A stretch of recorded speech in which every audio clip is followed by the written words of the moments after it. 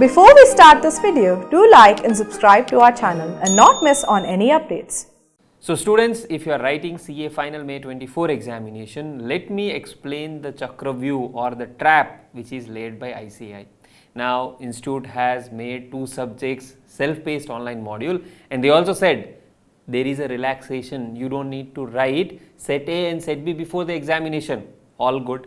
Now, if you carefully examine the structure, we have this huge paper called paper 6, integrated business solution, which will test paper 1, 2, 3, 4, 5 and set A and set B. So, not only the core subjects, you also need to be full-fledged in law as well as strategic cost management and performance evaluation. Now, the challenge is, the problem here is, or the trap here is, if you think I will not read these papers now, I will do them after the May 24 examination. You can write the SPOM examination after the exams, no problem at all. But when it comes to this paper number 6, and as we have seen in the case studies, you need knowledge of both set A as well as set B. That is one trap. Second trap is those of you who are thinking we just will write group 2, or because you have already passed group 1, we will only write group 2. There also there is a problem. What is the problem?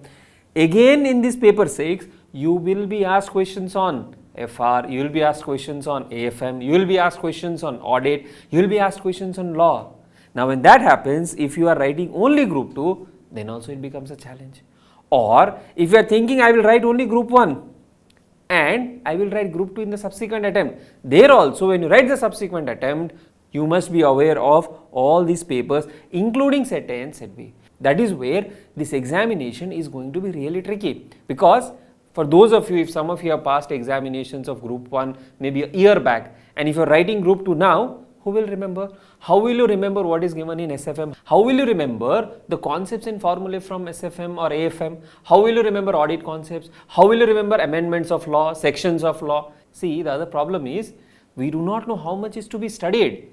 Is it that we have to read the entire study material? So such guidelines has not been given by the institute, and I expect that institute gives us guidance as to, okay, from this subject you have to study about these concepts only. Because if they start asking from anywhere and everywhere, as we see in the model test papers, then it will become a really difficult task for the students. So my advice to all of you, those who are writing in May 24 examination, please also complete the set A and set B. Even if you don't write the examination, at least do one reading, give one reading of that paper, because if in this paper 6 you get some kind of bouncers, you must be able to handle them, right? And suggestion is to write both the groups together, right? Both the groups together, so that you are able to clear the examination, you are able to handle this tricky paper number 6. And I also expect institute to come out with detailed guidelines as to what students are supposed to study, what students are supposed to understand. Because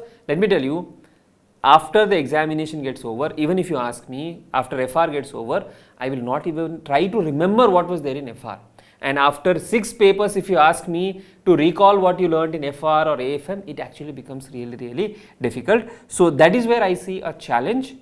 But if you start the preparation now, you can still handle it well. And that is why I wanted to give this a short message to all of you, to not ignore set A and set B of May 20, set A and set B of your CA final new syllabus.